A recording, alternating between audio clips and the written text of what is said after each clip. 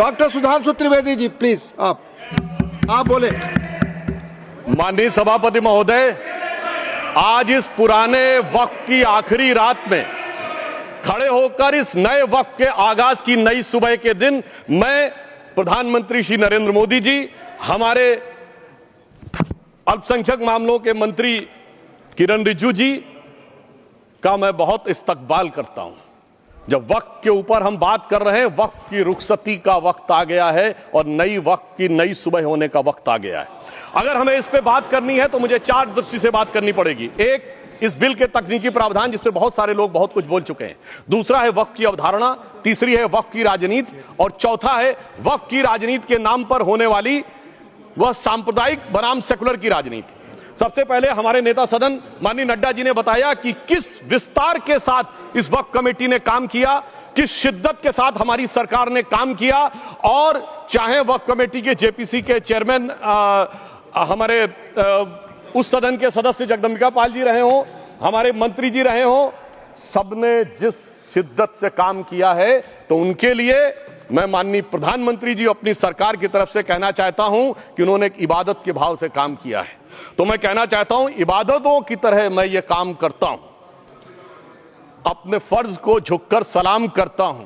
फिर भी आप खिलाफत कर रहे हैं तो तेरी मुखालफत से निखरती है शख्सियत मेरी। मैं सियासी दुश्मनों का भी बहुत एहतराम करता हूं। तो इस एहतराम के साथ मैं अब आगे का बयान शुरू करता हूं और मैं ये बताना चाहता हूं कि एक बड़ी सिंपल सी बात है जो अभी माननीय नड्डा जी ने भी कहा। दुनिया के तमाम मुस्लिम देश बता दिए, इस्लाम की धर्म स्थली सऊदी अरब, सबसे बड़ा मुस्लिम देश इंडोनेशिया, जहां खलीफत रही वहां टर्की, और जहां आईएसआईएस का इलाका वहां इराक और सीरिया, वहां कहीं भी कुछ भी नहीं है ऐसा। फिर भी हमारे यहां क्यों है, कैसा? तो मैं कहना चाहूंगा सभापति महोदय, एक हिंदी में कहावत होती है, नया मुल्ला प्याज ज्यादा खाता है, परंतु यहां तो जो गैर मुल्ला प्याज बहुत खा रहा था और इतना खा रहा था कि आंसू निकल रहे थे गरीब मुसलमान के भी और देश के भी।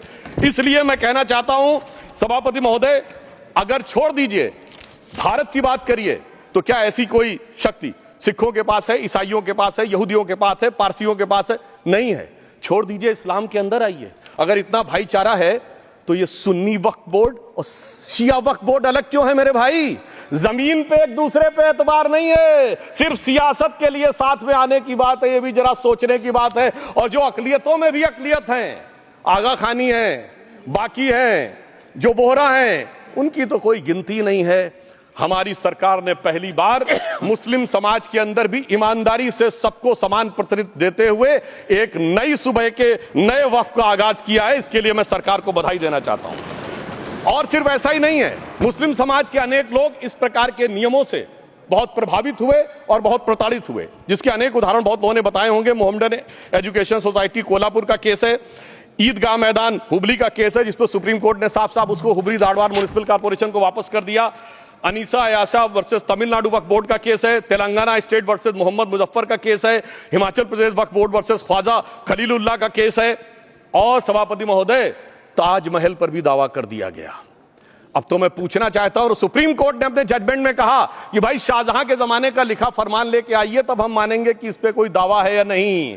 आप सोचिए कि अगर ये वक्त का कानून इसी ढंग से चला होता तो क्या होता। अभी हमारे जॉन ब्रिटास जी और मनोज झा जी ने बहुत सारी बातें बोली थी। एक प्यास की बात बोली थी, उन्होंने उड़ीसा के ग्राहम स्टोन्स का जिक्र किया था, तो उसमें तो कांग्रेस की सरकार सीबीआई की इंक्वायरी नहीं कर पाई थी। मगर जब ताजमहल का उल्लेख आता है सभापति महोदय, तो एक प्यास मुझे याद आ जाती है। जब शाहजहां जेल में था और दूर से उस ताजमहल को देखता था और उसे सिर्फ एक सुराही पानी मिलता था और उसने औरंगजेब से कहा एक सुराही पानी और भिजवा दो, तो जानते उसने मना कर दिया। तो दुखी होकर शाहजहां ने फारसी में लिखा, ए पिसर तू अजब मुसलमानी, जे पिदरे जिंदा आप तरसानी, आफरीन हिंदुआन सदबार, जे देहंद पिदरावा मुर्दा देवम आप। मतलब तू कैसा मुसलमान है जो जिंदा बाप को पानी के लिए तरसा रहा है? तुझसे तो आफरीन 100 बार उन हिंदुओं को है जो पितृपक्ष में मरे हुए बाप को भी पानी देते हैं। और सभापति महोदय, मैं बताना चाहता हूं कि ये हमने ईमानदारी से मुस्लिम समाज के कल्याण के लिए बात की है, क्योंकि एक तरफ खड़ा हुआ है ईमानदार मुसलमान जो शराफत के साथ ईमान को गले से लगाए हुए हैं, और दूसरी तरफ कुछ चंद सरमाएदार हैं जो उस अमानत में खयानत करके शरारत के साथ उसके झंडा बरदार बनना चाहते हैं। तो ये मुकाबला किसके बीच में है? ये शराफत अली और शरारत खान के बीच में मुकाबला है। हमारी सरकार शराफत अली के साथ खड़ी है, हमारी गरीब मुस्लिम के साथ खड़ी है। ये गरीबों गुर्बत वाले गुर्बत अली और सरमाएदारे वाले गाजी खान के बीच का इलाका है।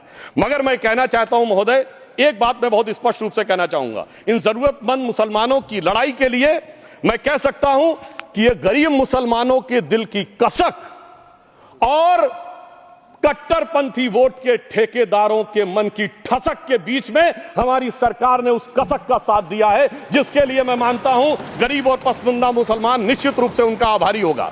हाँ, मगर जब इसकी बात आती तो भी माननीय खड़गे जी भी बोल रहे थे, माननीय संजय सिंह जी भी बोल रहे थे, मनोज झा जी भी बोल रहे थे कि साहब आपके यहाँ वो कितने पुजारी हैं और कितने किस वर्ग के पुजारी हैं। तो मैं उनको बताना चाहता हूं, केवल अकेले जूना अखाड़े ने पिछले साल 71 SC ST लोगों को महामंडलेश्वर बनाया।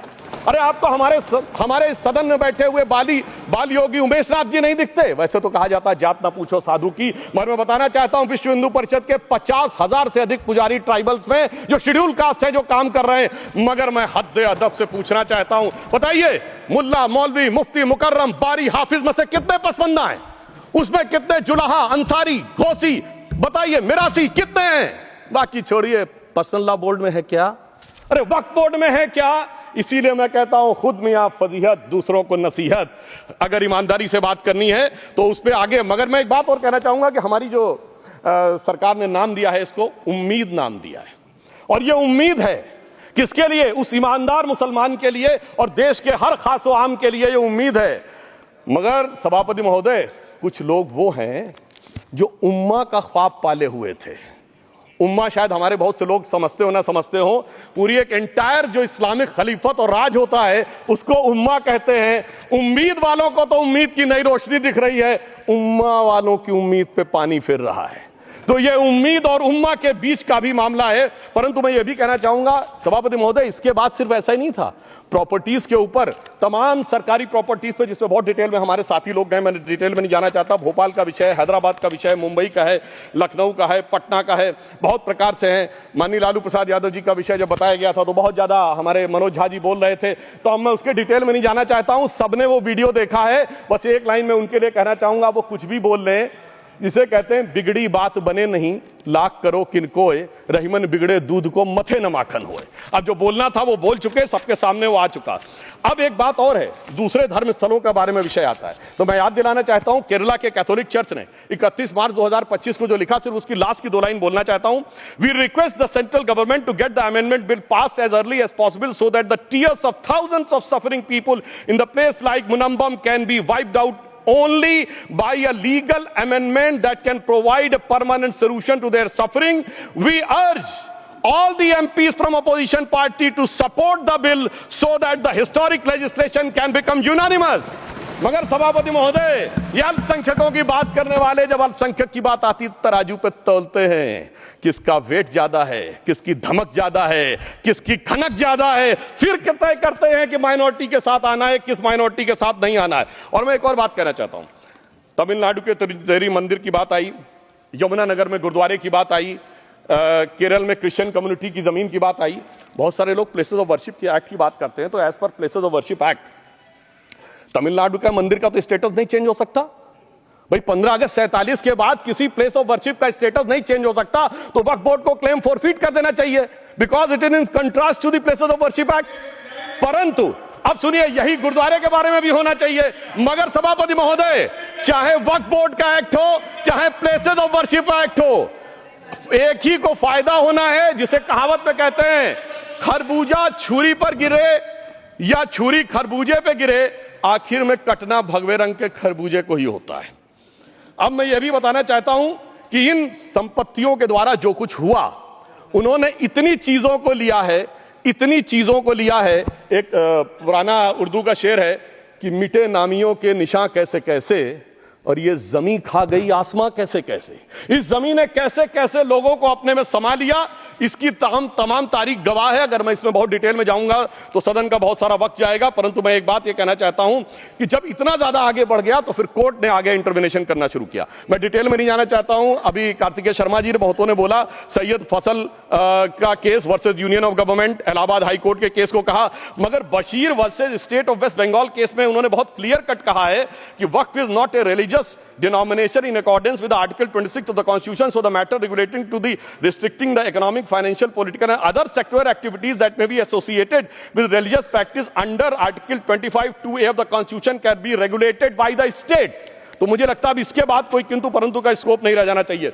परंतु उसके बाद भी सभापति महोदय जो कानून को न माने, जो कहे संविधान को नहीं मानेंगे, और जो ये कहे कि साहब अदालत के आदेश को भी नहीं मानेंगे, तो फिर इसका मतलब उसके मन में तो एक ऐसी बादशाही आ गई है। इसके लिए मुझे सभापति महोदय वो पुरानी वाली फिल्म अगर लोगों को याद हो तो मुगले आजम का वो सीन याद आता है कि जब अकबर ने अनारकली को कैद कर लिया तो सलीम कहता है जब्त मैं करूं जिसकी की जमीन वीरान हो गई है, जब्त वो न करे जिनके सिर्फ शौक के बाद चाहत को ठेस पहुंची है। ये जिल्ले इलाही की बादशाही नहीं बल्कि खुदाई है। मैं कहना चाहता हूं जो संविधान को न माने, कानून का न माने, इसका मतलब वो अपनी खुदाई में जी रहा है। तो ये वो लोग हैं। और वैसे मैं सभापति महोदय खुदाई से आजकल बहुत से लोगों को डर लगता है, क्योंकि जहां जहां खुदा है वहां वहां भगवान है, जहां जहां खुदा है वहां वहां भगवान है। बाकी आप सब बहुत बुद्धिमान हैं। अब मैं ये भी बात कहना चाहता हूं, और वैसे आखिर में उस अनारकली को कैद से छुड़ाने के लिए सलीम का एक हिंदू साथी दुर्जन सिंह ही आया था। मैं कह सकता हूं कि वक्फ की इस मुकद्दस जमीन को अगर कैद करके रखा है तो उन चंद लोगों ने जिनके दिमाग आज भी उन चीजों में भरे हुए हैं कि कोई समझता हम तो किसी जमाने में हुक्मरान वक्त थे, कोई कहता हुजूर नवाब थे, कोई कहता बादशाह आलमगीर थे, कोई कहता है बादशाह गाजी जिंदा पीर थे।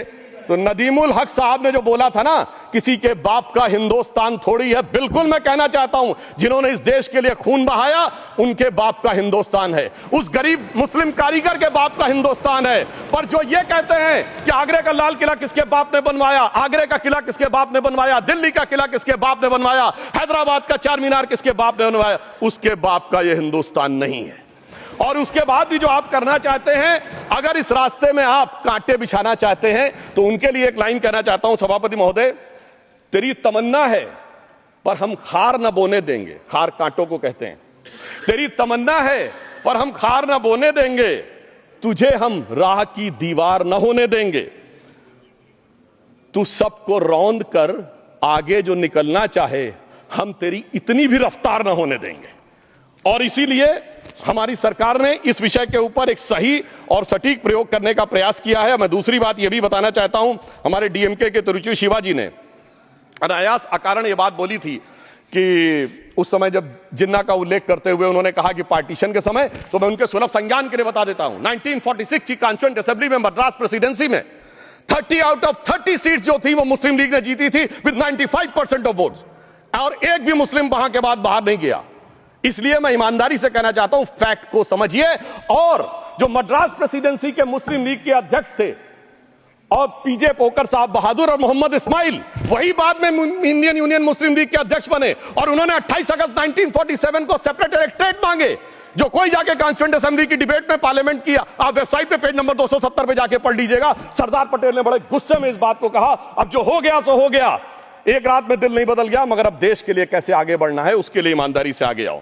और खैर मैं अंबेडकर जी और पटेल जी के बहुत सारे वो कोट कर सकता हूं, सारी बातों को छोड़िए, मगर अफसोस की बात यह है सर कि अभी मनोज झा जी ने बोला था हम में से कोई शक है, कोई हूण है और ये करिए। अरे भैया जमाने चले गए, अब जेनेटिक सीक्वेंसिंग का जमाना आ गया है। और जेनेटिक सीक्वेंसिंग ने क्या प्रूव किया है, दुनिया के सबसे बड़े मुस्लिम देश इंडोनेशिया के राष्ट्रपति आए थे और राष्ट्रपति भवन में उन्होंने डिनर के दौरान कहा कि few weeks back I got my genetic sequencing done and I was told that I am an Indian जीडीएनए।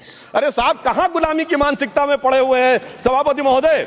और यहां गुलामी की मानसिकता इस कदर पैबस्त है लोगों के दिमागों में, किसी सदन के एक सदस्य यहां विराजमान है, वो उस समय महाराणा सांगा का उल्लेख कर दिए मैं ईमानदारी से कहता हूं, एक भी इंडियन सोर्स में इसका उल्लेख नहीं है। सारे के सारे फॉरेनर्स और लुटेरों के सोर्स में उल्लेख है। इसीलिए मैं कहता हूं, ये गुलामी के जिन्होंने गुलाम बनाया उनके सोर्सेस पे यकीन ना करिए। और वैसे थोड़ा सा आउट ऑफ कॉन्टेक्स्ट हो तो ये भी बोल दूं, हमारे सदन के बहुत सदस्यों को नहीं पता होगा, अलेक्जेंडर के आक्रमण का किसी भारतीय सोर्स में कोई उल्लेख नहीं है। पोरस नाम के किसी राजा का उल्लेख नहीं है, सिर्फ और सिर्फ ग्रीक में है। इसलिए गुलामी की मानसिकता से बाहर निकलिए, तब इन चीजों को आप सही ढंग से समझने में सफल होंगे। मेरा अब यह भी अनुरोध अपने सदस्यों के साथ है।